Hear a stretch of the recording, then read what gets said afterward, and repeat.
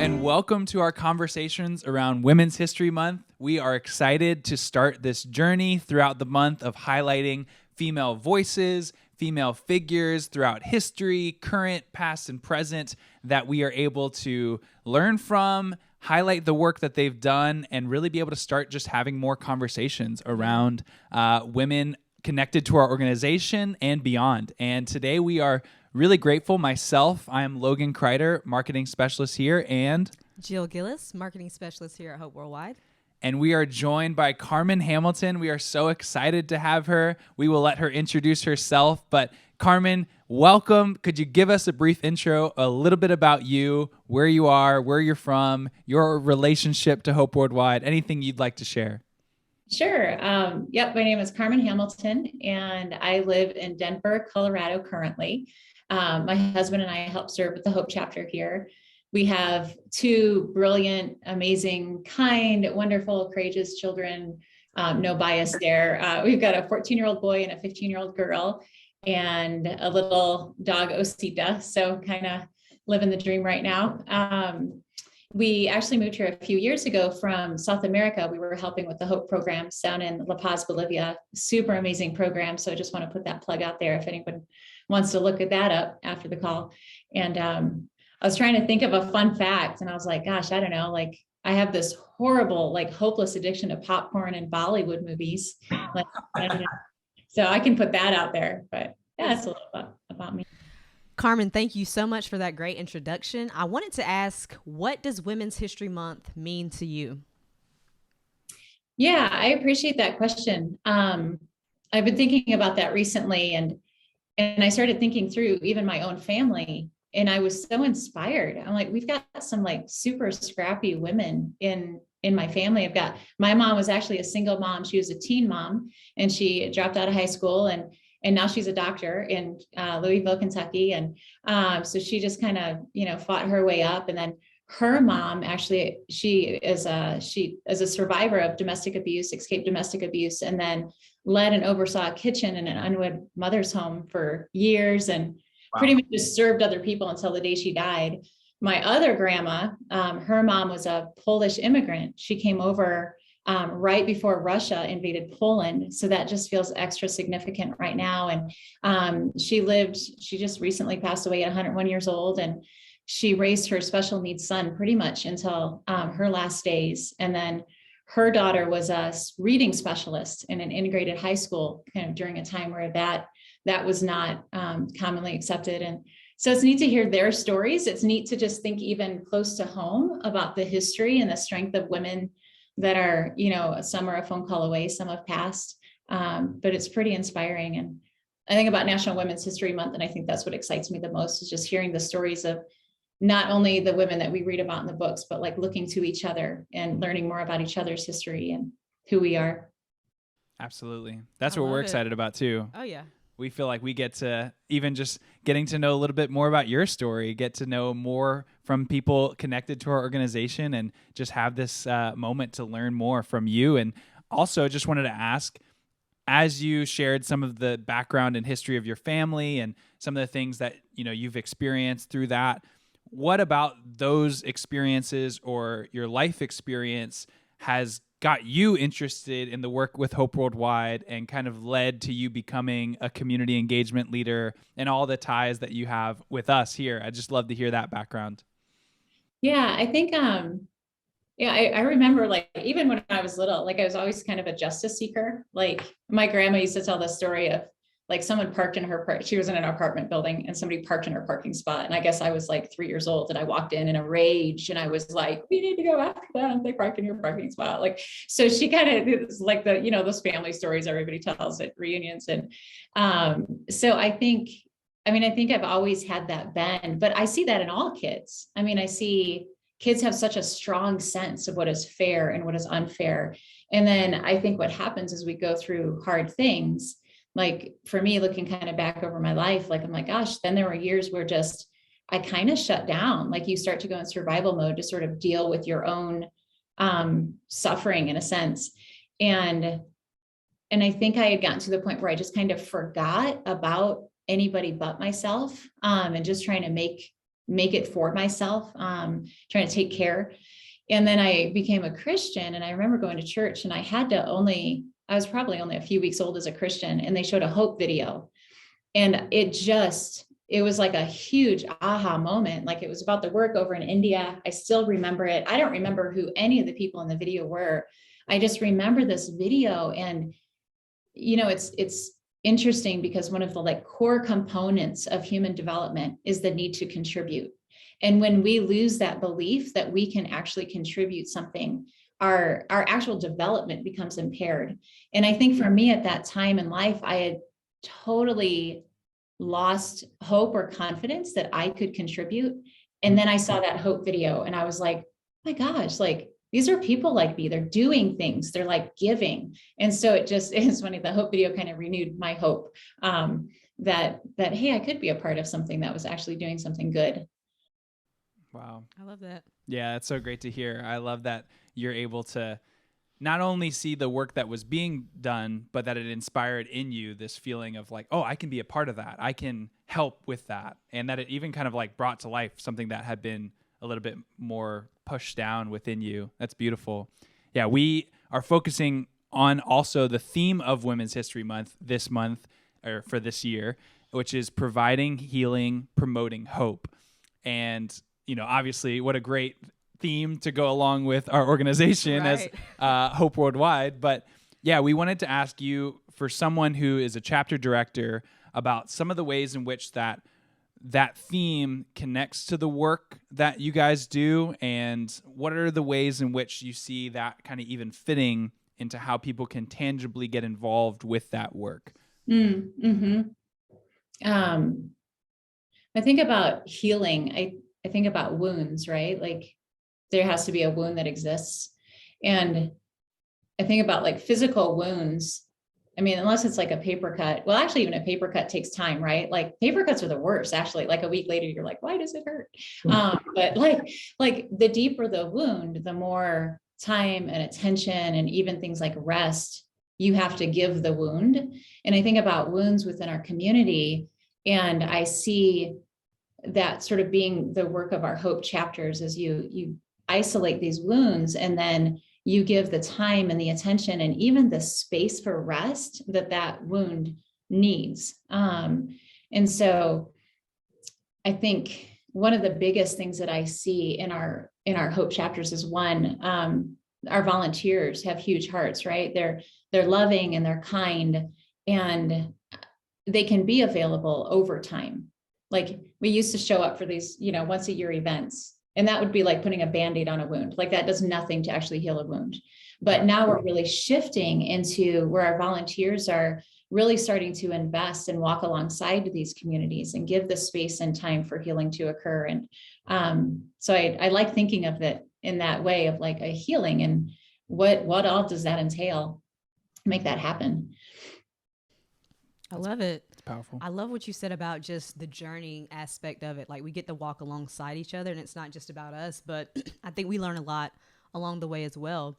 And so, to that point, you recently won the Innovation Award at our think tank. Woo! And one thing about you is that you've provided so much insight and advice for our staff and our leadership here at Hope Worldwide, as we try to transition towards more strength-based community engagement and really maintaining dignity as we serve and walk alongside our neighbors. And so my question is, why do you think it's so important for us to be innovative and collaborative in the work that we do here at Hope Worldwide? Yeah, it's funny. Before that award, I don't think I ever thought of the word innovation. Like, I had to go look it up. Like, okay, I know it means like creating something, but how do you give an innovation award? And but it was kind of neat to like read more about that and think about it, about just, and it was kind of looking at, okay, things that don't work and finding solutions that sort of like, you honestly assess, okay, we've been doing this for years, it's not working. What do we need to do new? And I think the key to that is really listening to each other. I think, one, being willing to sort of look back and say, okay, even if we've done this for years, if it's not having the desired outcome, then we have to think differently. The other thing too is, even if we've done this for years and it was successful 5 years ago, I think sometimes we cling to that. Like, oh, but no, five years ago we did this and it had this amazing result, and we have to just keep trying. And then we start to get critical at people like, well, they're just not doing it right. Or the people that are speaking up and saying, but we've changed. They're like, well, that's your fault. You changed. This works. Like, so we get kind of locked into our own ideas and our own agendas without having a spirit of openness. Our world is constantly changing. The needs are changing. The voices are changing, which is good. We have to be willing to sort of show up and listen to that as it changes. Yes, one thing that I really appreciate about you, Carmen, is just your ability to collaborate as well, and how you've kind of made that a pillar in the work that you do. And so even when I think about the cultural humility training that we use with our U.S. programs, why do you think even the collaboration piece is equally as important as the innovation? Yeah, for sure. I don't even think they can exist apart from each other, honestly, because we do get so narrow-minded.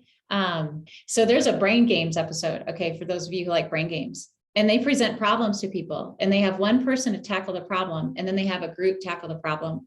Hands down, every time it was more effective with the group. Like, we just can't solve problems as well individually as we can as a group. And I think about that chair training, and that was a hard training. I remember working with several of the Hope Worldwide staff, and we would be in tears and we would wrestle, and we knew that some of our intent would not be heard right, and we were changing wording. But I think that collaborative effort ended up making a message that hopefully will help people realize some of these really real issues in our communities and accept them more. I'm really grateful for that, for everyone who was involved in that process. Awesome. So Women's History Month is really about honoring the voices of all women, the experiences of all women, no matter what your race or your background is. And I think along with that, there are still many hurdles that many women face, even with a month like Women's History Month. And so as we engage with our neighbors, especially those who are marginalized, how can we actively seek to make sure we're amplifying those voices as we do our work and we seek to support those women? Yeah, I feel like I'm a broken record with this, but just listen. Like, we just have to listen, and listen with the intent to understand. I'm sure y'all have heard that, like, be curious, not judgmental. And I love that phrase. Like, we just have to be super curious as people. And I mean, I mentioned a little bit that, parts of my upbringing were a little bit rough, and I definitely grew up under the poverty line. And when I first started having conversations with other women who grew up under the poverty line, particularly women in color, they would tell me their stories, and I would assume that I got it. Like, oh yeah, I was there. I lived that too. I was, in my mind, my horrible phrasing, I was poor too, like, and I would operate from this assumption that just because my experience was similar, that I really understood this other person's experience. And there's an arrogance there that we can carry into how we listen.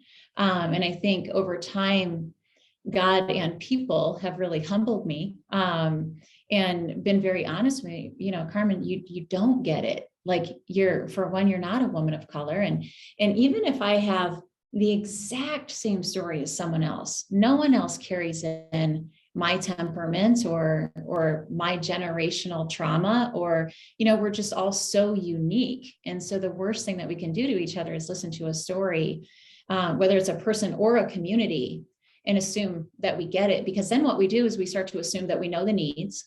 And then we start to assume that we know the best way going forward. And then we just show up, right? We show up with our product, or we show up with our agenda, and we can totally miss the boat and really hurt people along the way, disrespect them, or even take their dignity. So listen. Yeah, I really love what you said, because I think the listening goes beyond the story, but it's also listening when you're talking about solutions as well. It's like, listen to the ways that they think they may be able to kind of help come to that conclusion. So thank you so much for sharing that. And speaking of listening, we are also thinking about, in this, one of the best listeners, someone that imitated that, or gave us something to imitate of that, in Jesus. And we talk about at Hope Worldwide that we believe in inspiring greater hope in our world by imitating the full ministry of Jesus. It's a phrase we talk about often. And in talking about the example of Jesus, what is there a specific thing that comes to mind in terms of an opportunity or the ways in which that he went about building community, maybe even specifically in relation to women, that resonates with you most regarding the work you're doing, or maybe even just kind of in your life experience? Yeah. Yeah, Jesus was fascinating. He's a good one to talk about. And I was actually reading recently, there's this story early on in Luke where it says it was sundown or twilight, or I can't remember, it was kind of evening, early hours of the evening. And they bring him all of these people, I mean, a huge crowd of people to be healed. And it says that he healed each one of them long into the evening, like long into the night. And it's interesting because I kind of feel like if that was a social program, like it's Jesus, right? Like he could like stand up and be like healing for the crowd and like heal the crowd all at one time. And then they could all go home and they would be healed. And like, what a great outcome, right? Like 3,000 people healed by Jesus in 2 hours. Like that would be this amazing numerical outcome. And yet he sits there and he interacts with each person individual. And it says that he touched them. I imagine he looked at them eye to eye. Like I can't imagine Jesus not making eye contact, but he had this one-on-one connection, and it doesn't seem super effective. Like when you think about it on paper, how many people ended up giving up and going home because it was taking so long to get healed? But for those people that he did heal, like I'm sure they went home and they were like, wow, I'm healed. But I'm guessing that for years after that, what they remembered was Jesus, like his touch, his compassion, his care for them. The love in that moment probably moved them far more than the healing. And I see that in him. That's a general crowd. We don't know how many women were in there, but you look at the widow of Nain, the Canaanite woman, the bleeding woman, you see this constant, he's not program oriented. He's very much about the individual. And I know, nonprofit world, we do have to think and consider programs, but I think unless we start with the individual like Jesus did, and we take as much time as that needs, I don't think we're really going to be all that effective in the long run. Wow. Yeah, that is such a great kind of way in which to view our work as a nonprofit, because I think starting with the individual is sometimes, like you said, it's not necessarily the best, stats that are going to come from that, but the lasting impact in the work that we're trying to accomplish is much more meaningful when it's focused on the individual at hand. And yeah, I just so appreciate that perspective. Thank you. Yeah, I think we see that a lot in the Bible. Transformation came from the relational aspect. And to that point, I want to know what empowers you as you seek to transform the lives of others through love, respect, mutual engagement, all these different things that we highlight here at Hope Worldwide. How do you do that? And what advice might you share with the women who are tuning in to this conversation about how they can provide healing and promote hope in their own communities? That's a good question.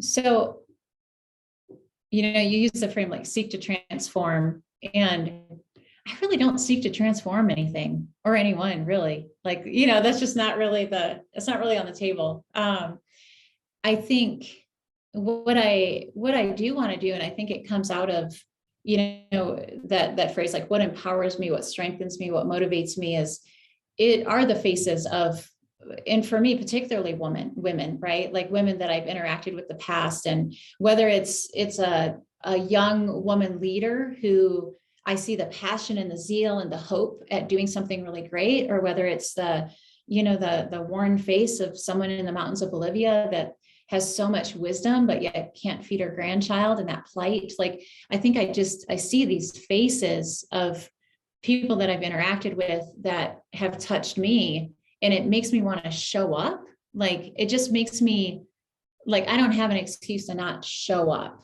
I don't need to transform things, but I want to be there as a part of this sort of, I don't know, community engagement, like, with this woman and with this young girl, and let's all show up together. So I think one of the worst things in the world is anybody trying to do anything alone. That's a horrible feeling.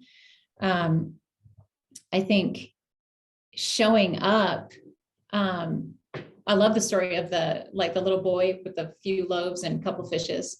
I think it's just it's such a great story because, he packed his lunch that morning, or maybe he didn't, maybe mom did. And he's not going thinking, I'm going to transform this crowd. I'm bringing my lunch and I'm going to feed this crowd. He's just showing up. Right.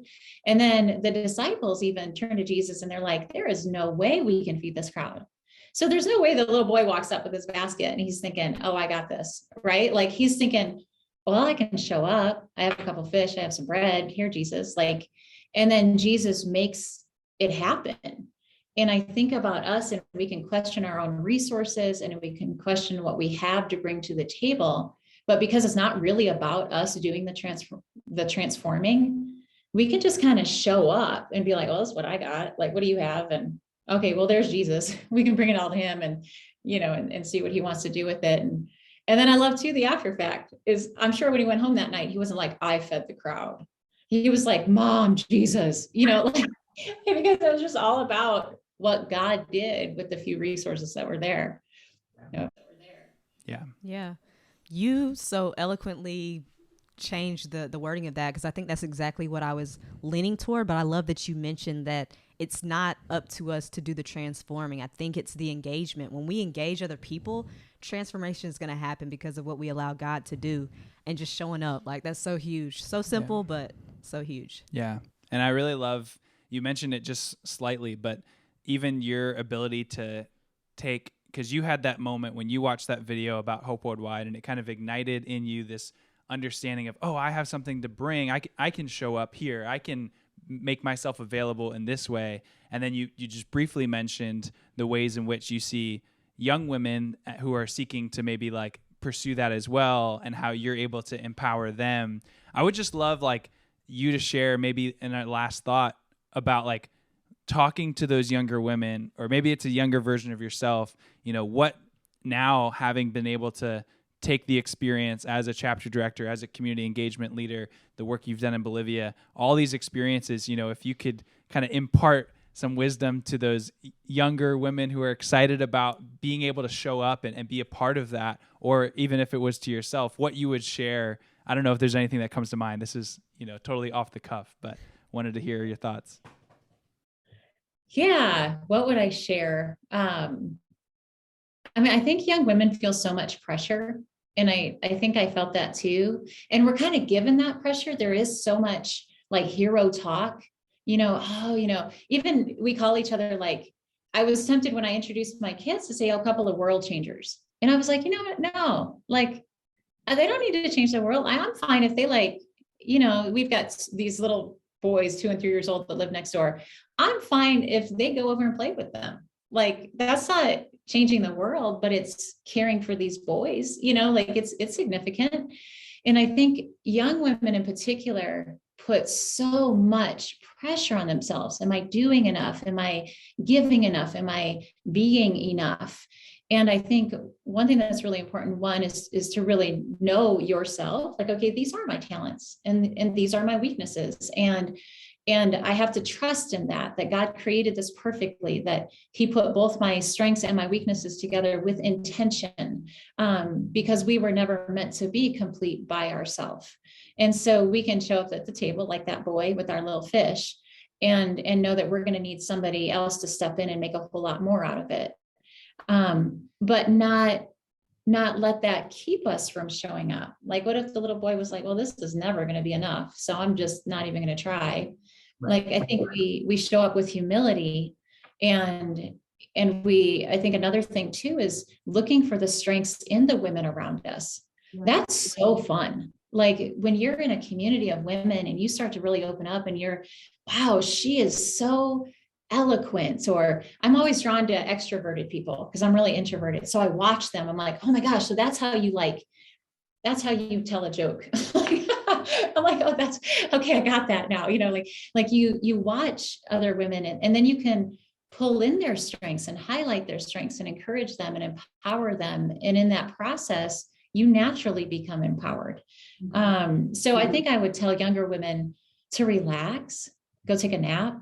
No, but I do think there's value in just kind of resting and looking at both your strengths and your deficits and being okay with that. Finding ways to show up in your circle, not putting your pressure on yourself to change the world. I love this quote by Mother Teresa. It says, "I alone cannot change the world, but I can cast a stone across the water to create many ripples." Mm-hmm. And I love that. Like, I alone can't change the world, but we can do little things, that create these ripples. And I think if all of us start doing that with each other, kind of standing side by side, then we make a really big impact. Yeah, no, that's so good. And it's helpful for even me, not being a young woman, but hearing that and just being able to say, yeah, there is so much power in the small decisions, in showing up in the moments that are already presented to me in my life. And yeah, I look forward. I think there's such a hopeful perspective that we can have around the younger women that are looking to not just necessarily, I think their impact collectively has the power and the potential to change the world, but even just the ways in which that they're impacting their communities today. And we're so grateful for your example, Carmen, and just being able to take this time to learn more about your story and just hear from your experience, and super valuable for us here at Hope Worldwide, and definitely for those listening. And so thank you, Carmen, for joining us. Thank you, everyone who tuned into this conversation. We're looking forward to more. Please join us on the next conversation. Thank you for having me.